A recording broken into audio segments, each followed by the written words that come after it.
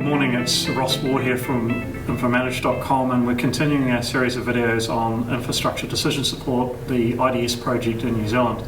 And in our previous videos we've looked at the successes and the model that we've been running with IDS, and in this video we want to just be open and honest about some of the challenges that this project's had. There's some, this collaborative model obviously has a lot of work that needs to be done in it, and over an 18-year project we've been well aware of some of those challenges as an industry.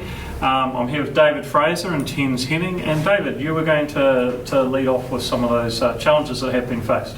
Yes, Ross, this is actually a very interesting question you've raised here. One of the challenges we face is that people who are good at modelling don't necessarily have a background on the practical side of the industry, and so they have this aptitude for modelling but don't necessarily fully appreciate all the ins and outs and nuances that the seasoned practitioner would have from working in the field.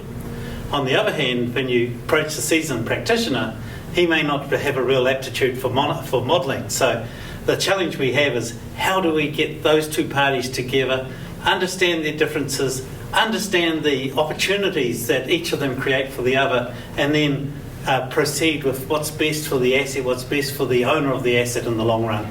And it's quite a challenge. And I think in one of our previous videos we talked about there was still road controlling authorities in New Zealand that were sitting there watching.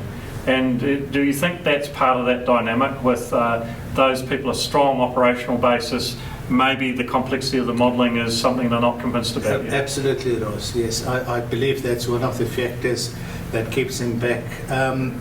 In the same vein, there's also a sense of complexity around the model. There's mathematical equations, there's some basic statistics that is part of the modelling process, and often being perceived by engineers as a very complex issue. And I think we often have technical staff, as David said, that makes very good modelers, but they may not be always capable of selling the outcome in a simple, understandable fashion. So we have had a number of iterations trying to improve, especially on the communication side, and doing that part better. Yeah, I think just that example we were giving of Central Otago in a previous video, where they did take the model and the practitioners together to verify the model, was a real adaptation that's come along recently that's added some strength to what's been quite a challenge in this project.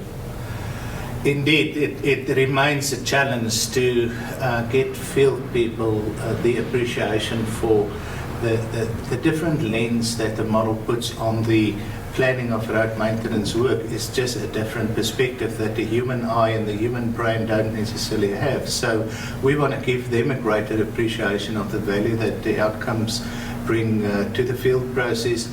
At the same time, we want to get the modelers to have a greater appreciation of some practical aspects in their modelling outcomes, that they can communicate better or perhaps take account of some more practical aspects in the modelling process.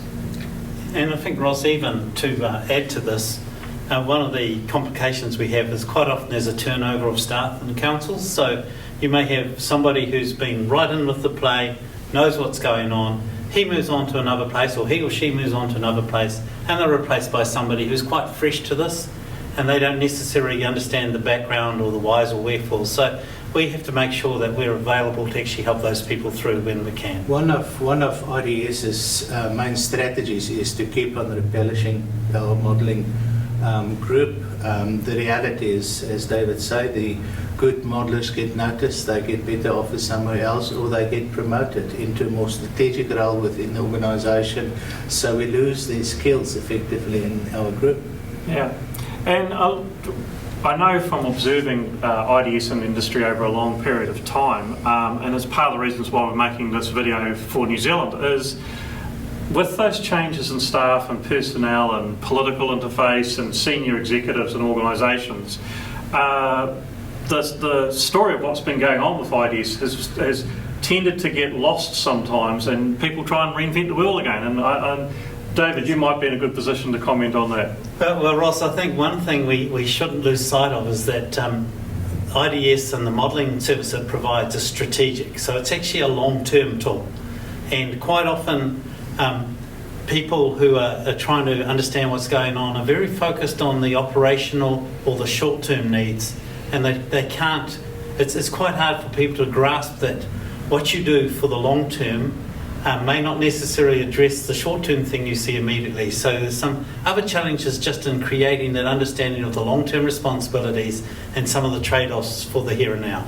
And so just to wrap up this video, that real tension between short-term operational, got to get the job done now, directions for the engineers who are in the road controlling authority or the network, looking after the network, versus the real gains that can be got from strategic modelling, and just maintaining the skill base and managing that tension has been one of the real challenges of the IDS project over the last 18 years.